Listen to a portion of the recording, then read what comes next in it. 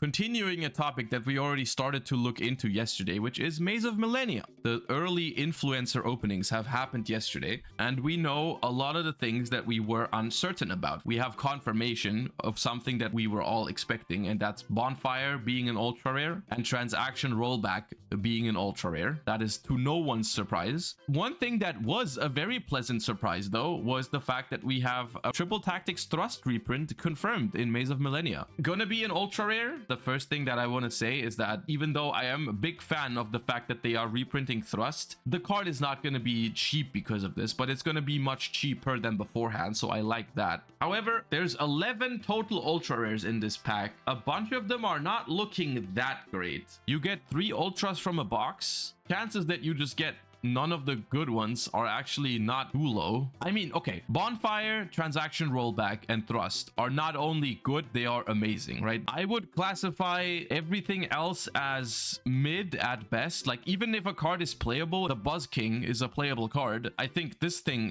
has some niche uses. The Harmonic Synchro Fusion is not a terrible card. There's a world where that card at some point is playable, right? But they're still not amazing pulls. I don't know. I think it's better than past mazes, whatever that's worth. That's not a very high bar. I don't think it's an awful set because past mazes have been completely awful. I think this one is a little bit better. It's still mid, I think. I don't know why they chose a card like Junk Warrior as a quarter century. I don't know if it's the only one in the entire set, but that's kind of disappointing. Because yeah, alternate art, cool, you know, phenomenal. But I don't think that sort of stuff is going to be expensive or like worth pulling. Other things that are worth mentioning is that Rescue Ace Hydrant is getting a super rare reprint as well as, you know, Turbulence. So besides, obviously, the wanted stuff, Rescue Ace is going to be pennies after this, right? Every single Rescue Ace card is going to be available for very cheap. Bunbuku is getting a reprint, which is good because after they announced the Magispector support, this card has been relatively expensive and now it's very, very affordable. That's cool. The rare slots are not too... I mean, I just like rares because it's one of my favorite rarities, so I'm happy to see something like Jet Synchron in rare. The entire Altergeist deck is in here for some reason, but I guess that's okay. The entire Rescue Ace Spell and Trap lineup is in here. Earthbound support is nice. I'm surprised and a little bit disappointed even that the Earthbounds are getting like no love in the rarity section. Like I think I would have much rather pulled an ultra rare Earthbound than whatever this thing is, like the Drastic Draw or an Ancient Chant. I think they could have given some more love to the Earthbounds. Is that just me? Because the Earthbound stuff isn't that bad. I think those kind of cards would have been the perfect kind of ultra rares because they are not bad enough to be bad ultras, but they are not good enough to be extremely expensive. They have Harmonic Synchro. Yeah, Harmonic Synchro is an ultra, but still, I mean, like, they could have given them one ultra rare. I think that would have been okay. I still don't know if this set is good enough, but first things first, before judging the set, let's look at the Flame Swordsmans, because if the Flame Swordsman stuff is actually good, which my expectations for this stuff is not super high, it's like legacy anime support kind of thing. I'm just not expecting it to be super competitively viable, but who knows, maybe we'll be surprised. I just remember yesterday when we read some of the cards during the openings that some of them didn't read that bad. This one was already revealed a couple days ago. This is the level 4 Fighting Flame Swordsman, and it's actually not a bad card. If this card's normal or special, add a spell and trap that mentions Flame Swordsman from your deck to your hand. If this card is sent to the graveyard, you can send a Flame Swordsman or a monster that mentions it from your deck or extra deck to the graveyard, and both of these effects are once per turn. That's pretty neat. Search one on summon. When it goes to the graveyard, it sends one from deck or extra deck. That's pretty cool. And this card also wasn't bad when I remember reading it yesterday. While this card is equipped to Flame Swordsman or a monster that mentions it, the equipped monster gains 700. You can only use each of the following effects once per turn. If this card is in your hand or graveyard, you can target a warrior you control, equip this card to that monster. As an equipped spell, if this card is sent to the graveyard, you can add a Salamandra spell trap from your deck to your hand. So this is somewhat interesting because this is a good discard. This is a good send for the Fighting Flame Swordsman. You know, like it searches on summon, and then when it goes to the graveyard, it can send this from the deck to the graveyard to get another search. I don't know exactly how good the Salamandra spell and traps are, but this card itself I think is pretty cool. And then once it is in the graveyard, you can even get it back for a 700 attack bonus. That's just a little cherry on top. Cards that say when I'm sent to the graveyard, add a card from deck to the hand, they're all somewhat okay. You know, there's always some potential in that. Then we have Mirage Swordsman, which is level 8 fire. If a face-up fire fusion monster you control is destroyed by battle or card effect, you can special summon this card from your grave or hand. At the start of the damage step, if this card battles an opponent's monster, you can destroy both battling monsters. Both of these effects are somewhat niche, but the last one was pretty good. If this card is destroyed by battle or another card's effect, you can special summon a level 7 or lower monster that is Flame Swordsman or mentions it from your deck or extra deck. You can only use each effect of a Mirage Swordsman once per turn. Because of this card, there's a non-zero chance that if you want to play this deck, you would try to play it with Fire Kings. Now, is that going to be the best Fire King version? Probably not. But is it going to be the best Flame Swordsman version? Potentially.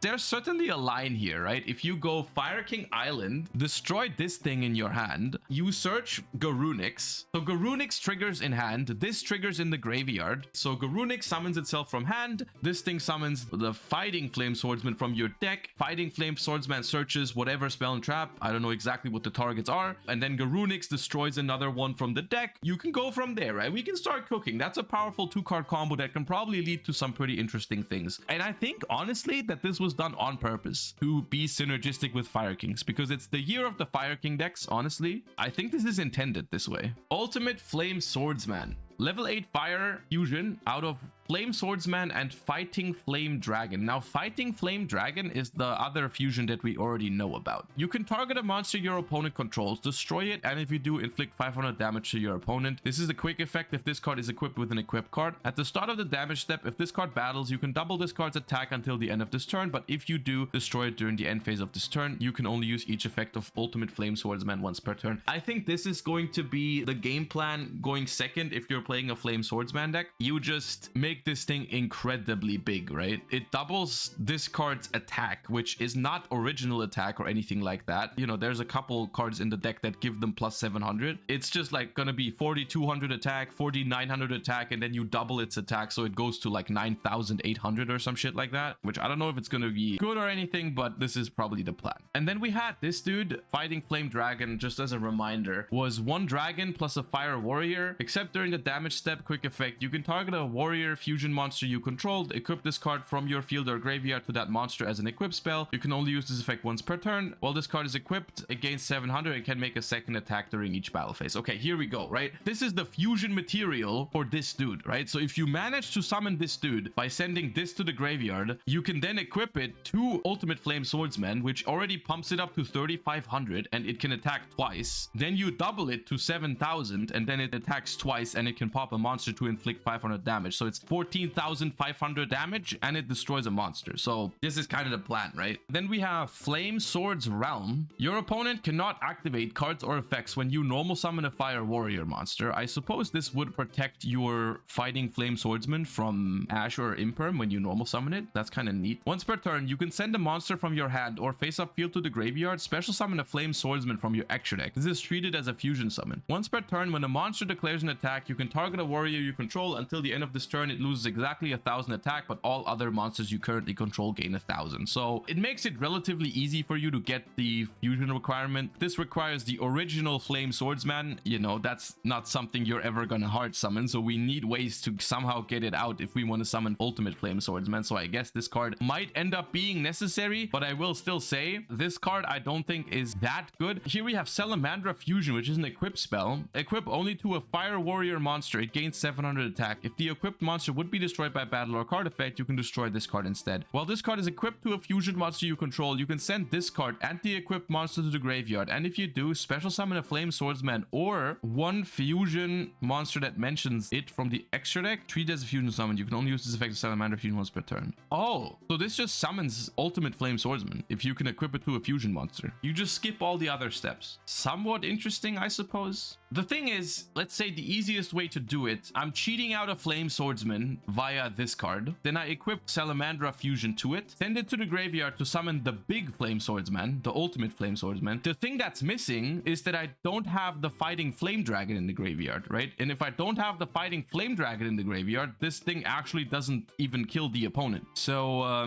don't know. And then we have Fighting Flame Sword, which is an ultra rare. Activate one of these effects. Add a card from your deck to your hand that mentions Flame Swordsman. So it's a quick play Rhoda, but it has other options options too. This card's really good. And when an attack is declared involving a fire monster, a fire warrior, you can target a card on the field, destroy it. When your opponent activates a card or effect that targets a flame swordsman or a monster that mentions it that you control, negate that effect. This card is phenomenal. If you already have your fighting flame swordsman or whatever it is that you're looking for, if you already have it in your hand, you can just be like, okay, I'm going to normal summon it and check if my opponent has Valor or Imperm, and if they do, I can stop it with this card because it stops targeting, or I can just use it to search my starters. It also makes it so, which is really important, is that the fighting flame swordsman can now add the monsters too, right? Because it says add a spell and trap that mentions flame swordsman. There's a Rhoda spell that searches all the monsters, so you can just search all the monsters with the normal summon as well. So this, I mean, this card's really good. Salamandra with Chain. Now we're getting into the trap card territory where cards need to be really good to be playable. Target a fire monster on the field, equip this card to it as an equip card that gives it 700, then you can change an effect monster to face down defense position. That's pretty good. Banish this card from your grave. Fusion summon a fire warrior or dragon fusion from your extra deck by shuffling its materials from hand, field, and or graveyard into the deck, but destroy it during the end phase. I think this card is pretty good because its on-field effect is already decent, because it's just like if you have a fire monster, equip it, give it 700, book a monster. That's a pretty good defensive effect. It does not even target the monster you want to book. You only have to target your monster, right? I think the more powerful effect about this card is that you can just banish it from the grave to fusion summon by even shuffling the stuff from the graveyard into the deck. So if there's a way to just send this card from your hand to the graveyard on the first turn, it's a fusion spell from the graveyard for free,